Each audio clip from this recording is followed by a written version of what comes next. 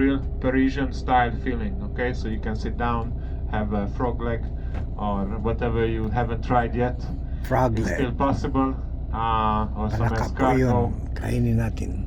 Yeah, so there's plenty of things in Paris to do actually, but a couple of practical things I have to talk about first, which is gonna be the most important. So, in Paris, some places are tourist traps. So it's one of the things that some of the restaurants do is if you don't speak French, you will ask for an English menu, right? And if you ask for the English menu, it's different price. It's higher. So normally what you do is you sit down at a French restaurant and you get the French menu and then you keep it and then you see the price already. And then if you get the English menu, if it's different, then you say, hey, why the difference? Because then you already know the real price. Yeah? So that's a small little tip. Other things, some of you will stay in Paris for a couple of days, so a couple of scams to avoid. Yeah, so there is plenty of scams going on, but the easiest ones to spot is sometimes you have in a busy stations or busy areas people maybe with a map or something asking you for directions. And then normally it's two people working in the same time. One is with the map acting like they're lost and you're trying to help them maybe. And at the same time there's a second person coming and snatching your thing, but they're working together. So normally if people are walking with maps acting like tourists, you just tell them, hey, I'm tourist, bye bye. Yeah, so you just don't need to get to interaction with those kind of people. Okay, I'm not meaning to scare you because not everyone is evil or whatever on the street, but there's a couple of scams going around. Also, the golden ring scam, maybe you know it. Oh, I just found this golden ring, you give me 10 euros. It's not gold and you're not gonna make money of it. So you're just gonna lose your money. So don't get into that. And also some people coming around with a piece of paper in the hand acting like they are looking for collecting for the charity or whatever. They normally ask you speak English?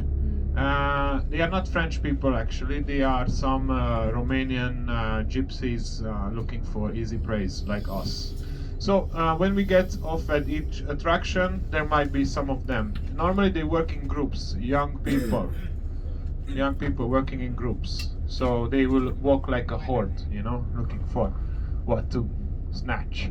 And so they try to surround you and intimidate you into giving money, and then you'll be like, oh my god, what's going on? So normally the only way is just, you're taking photos and you say, no, and just walk away, okay? Most important, along the tour also, keeping your bags with you all the time. Don't leave it on the bus. When we are doing this bus tour thing, we are staying here with the driver, but I cannot vouch for your belongings, okay? So phone, passport, wallet, etc. always with you in the front. Most important. Also, if you are doing like shopping on your free time when you're staying in Paris, you think you're on the Champs-Élysées and then this is a very safe place. No, it's not. Because sometimes people walk with the phone taking selfies and somebody just come and grab it and run away. Yeah, it happened before. So these are things which can happen anywhere in the world. It's not especially in Paris, but in Paris happens the most because that's what I know about. Yeah, but also in Asia happened to my friend before. He was taking some photos and then some guy from the street with a scooter came and grabbed his phone and you know this thing, yeah? So this is nothing new, but it's just a reminder for your own safety to always be careful of your surroundings. You have the time to spend, and of course most of the places we stop is a huge square, so you have enough space for yourself. You can just step aside and then take a photo 1 meter far away from those people, you don't know them. Alright, so other than that,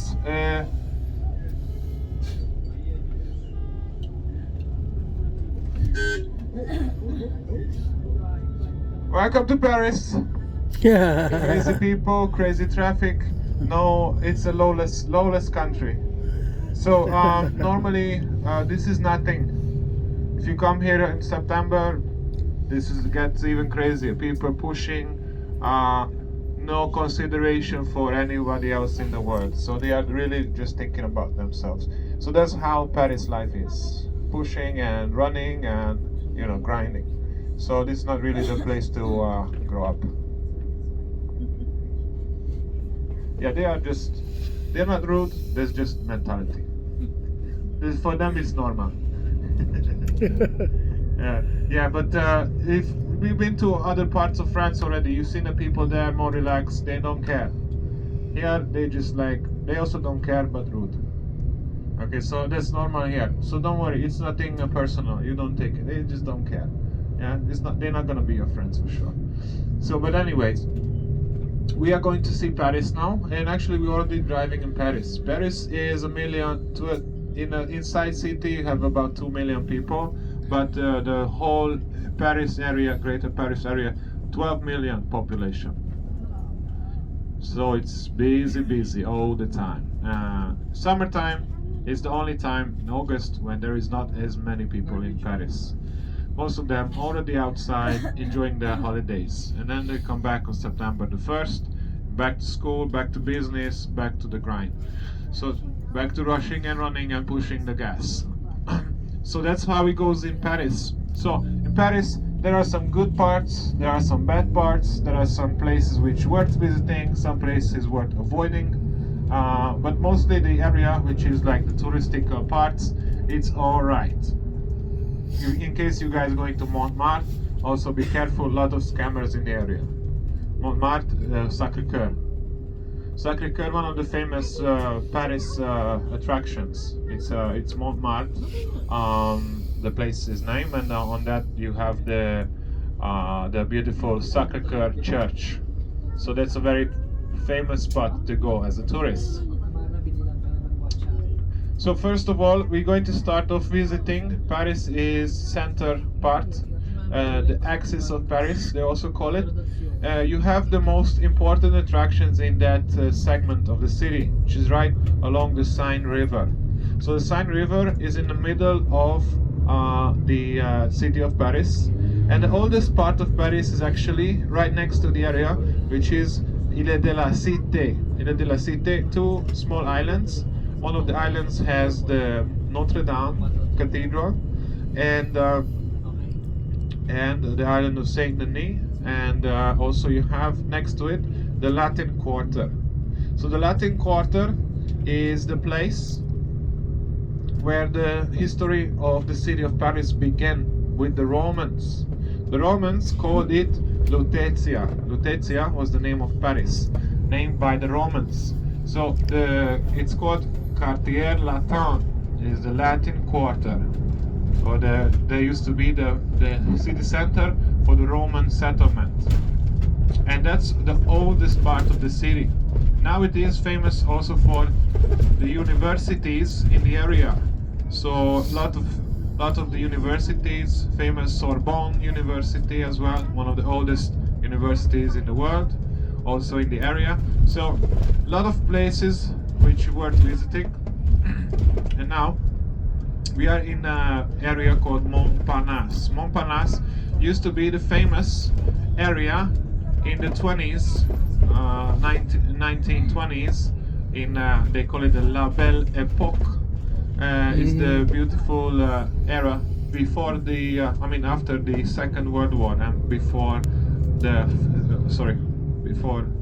Second and then after the First World War. In between those two world wars is a time for many artists, like even Picasso used to live in the area and paint.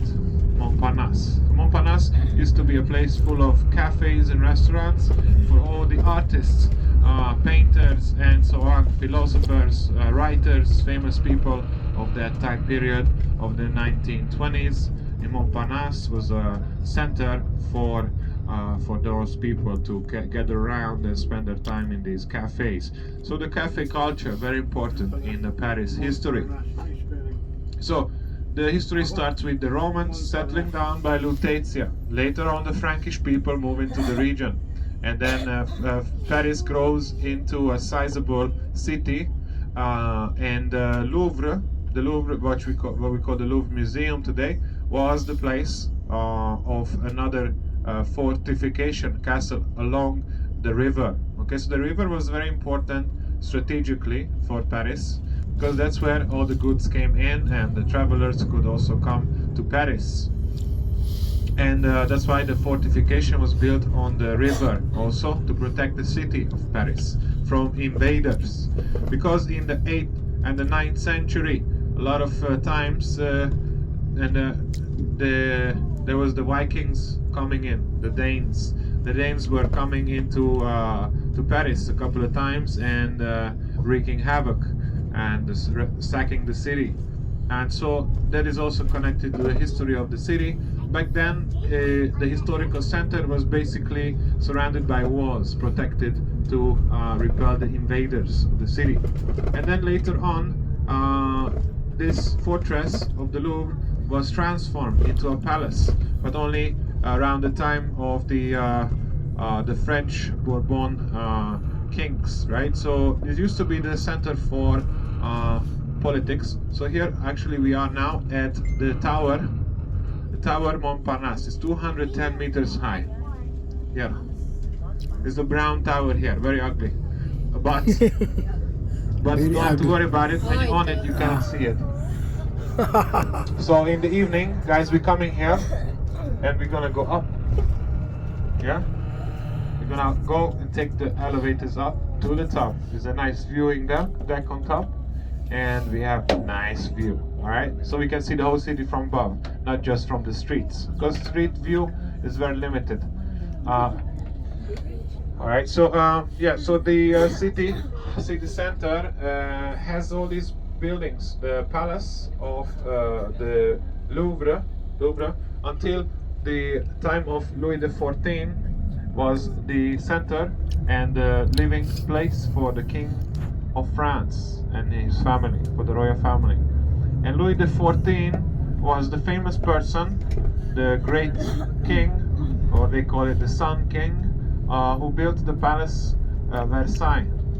So when he built that palace, he moved out from Paris because he said, "Yeah, I don't trust the people of Paris. I'm afraid maybe they want to kill me." So he built a lavish palace and stayed outside of Paris from all the noise and plotting against the king.